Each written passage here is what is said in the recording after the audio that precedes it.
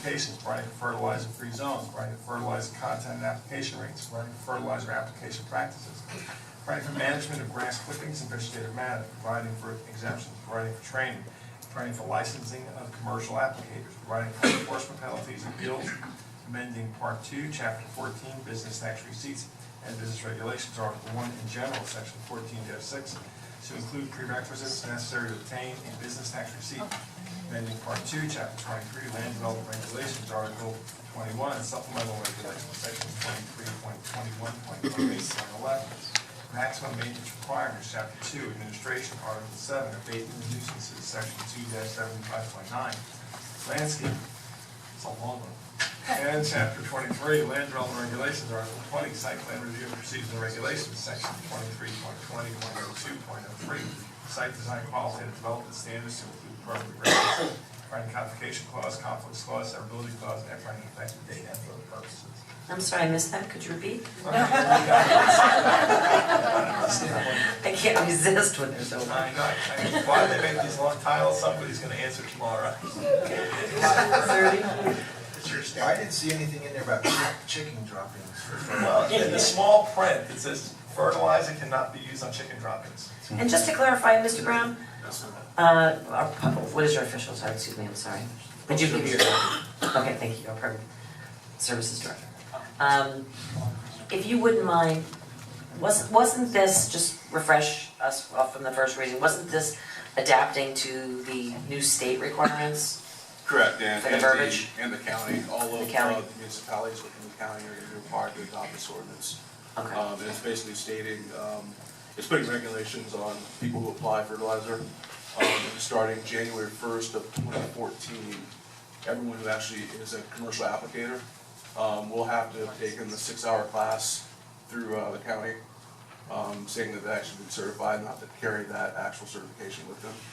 And it's stuff like not being able to fertilize within 10 foot of a water body or canal or any type of pond, unless you're using some type of shield, which would be 3 feet. But there's certain criteria in when you can do it and where. Okay, it was just asked me before the meeting if this was a city-initiated ordinance. No, we're I just see. following the county. Okay, So state moved. mandated. Correct. So moved. Motion, okay, do I have a second? Second. Okay, public comment.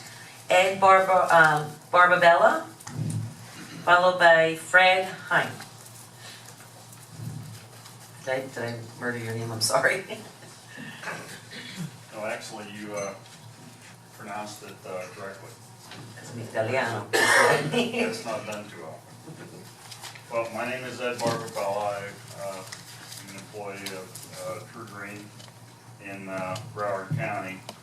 And as a lawn care industry professional working here in this area, I have a unique insight in the fertilizer ordinance proposed for the city of Lake Worth. Lawn care professionals are trained and educated just like other specialists. We operate under strict statewide best management practices that are based on science data to ensure we're utilizing the most effective and environmentally friendly practices and procedures. In my line of work, I depend on the environment and I work to protect it each and every day. I support the DEP model ordinance because it excludes dangerous provisions like an arbitrary slow-release nitrogen requirement and a summer fertilizer ban. I know that these provisions could cripple the health of our lawns and impair the health of our waters. These provisions have no basis in science and are not proven to be necessary or effective. In fact, the most recent science proves that lawns are better able to absorb the nutrients they need to be strong all year long during the summer months. It's crucial to provide the nutrients they need during the growing season to prevent erosion and nutrient runoff. Requiring residents to use a 50% slow-release fertilizer would only add to the problem. Instead of it lessening the amount of runoff, slow-release nitrogen fertilizer adds an influx of nitrogen to the lawn, and it cannot be absorbed at all at once, causing more runoff and more water pollution. Excuse me. And I'm not the only one that feels this way. Any trained professional can tell you that. Thank you, So sir. I would like that you would help and adopt the DEP model fertilizer ordinance free from provisions that will only hurt our grass and water and not help. Thank you, sir. Fred Hine, followed by Peter Snyder.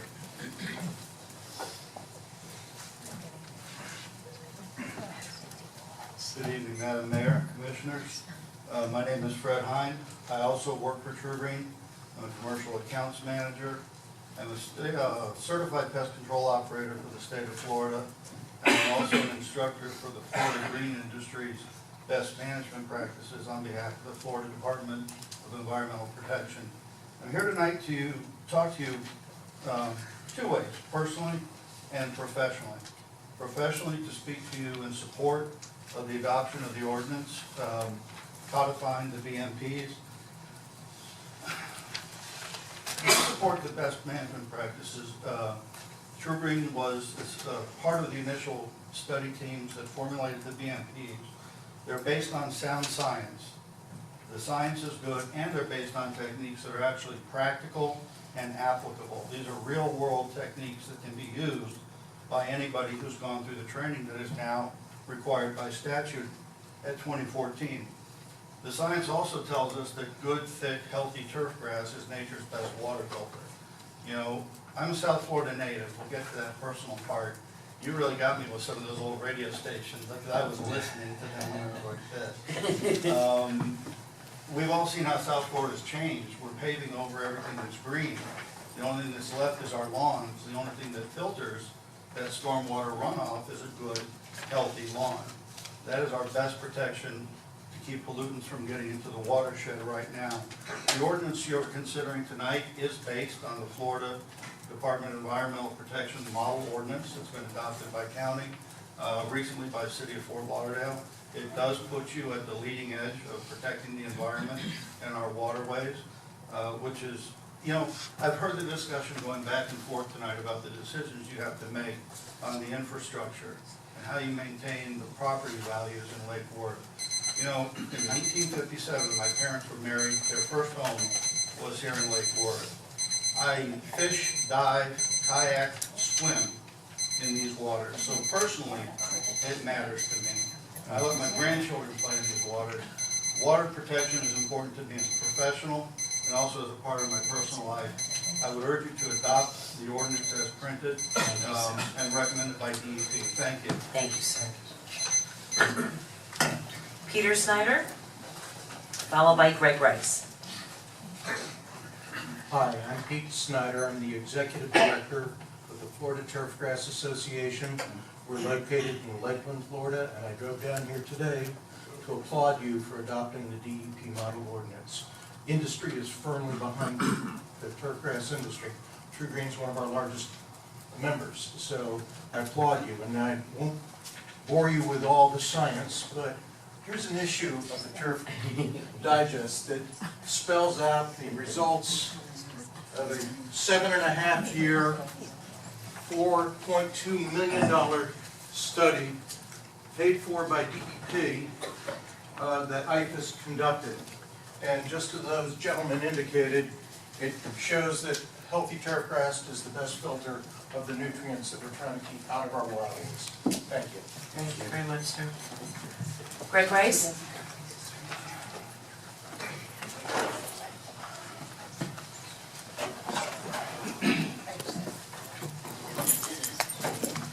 Good evening, Mayor, Commissioners. Greg Rice, 511 Listener Avenue.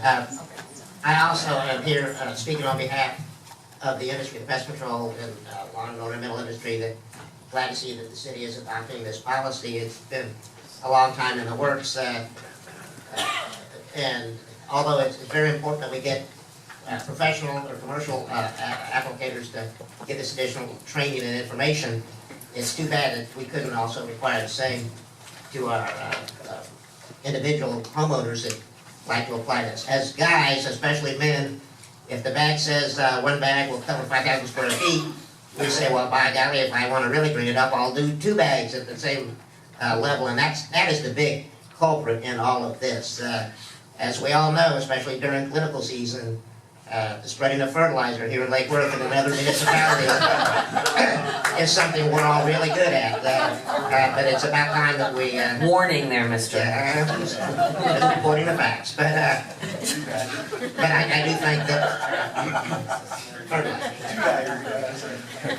But I also want to remind folks in this chamber and those listening around the world via the internet that we do need to read and follow the label instructions, as hard as that might be for us men, because even though us professionals, we do a lot of lawns, both commercially and residentially, it's the homeowners that are out there trying to do it themselves that can really cause the extreme problems. So I applaud Lake Worth on taking the initiative to adopt this ordinance by the department, and want to thank you guys for your time.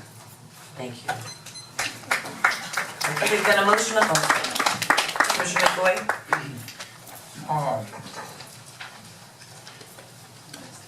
I don't know quite how to say this, but as it turns out, I'm actually a professional in this area myself. At one time I was a certified pesticide applicator, and I did my PhD in the movement of contaminants through soils. So I know a little bit about it.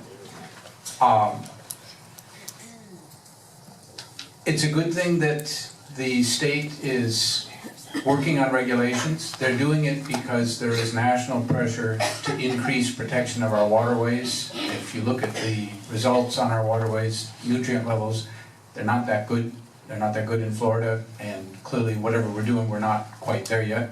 It's a combination of sources, but Greg is quite accurate that there is a certain tendency to, if a little is good, more is better. And that's fine if you're not penalized for where the stuff ends up.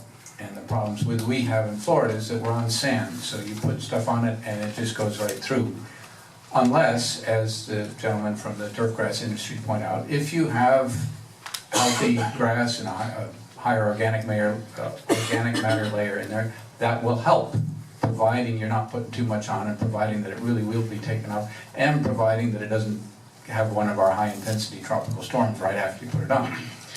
The other alternative that we might want to think about a lot in Lake Worth is there are a lot of alternatives to turfgrass that are actually a much better idea than lawns. And eventually, I suspect we're going to want to revisit this ordinance and do better, because we are a coastal city. Lake Worth Lagoon does not have the best of water quality, and we are very likely one of the contributors to that. Not the only one, certainly, but I will go ahead and vote for it, but I think that it probably doesn't go far enough, and I can certainly tell you, as a professional, 10 feet away from the intercoastal, I hope we do better on the golf course, that we stay a good deal further away from it than that. Because sooner or later, somebody will come back and ask us about that. Thank you. Got a motion on the floor in a second. All those in favor? Aye. All those opposed? Motion carries unanimously.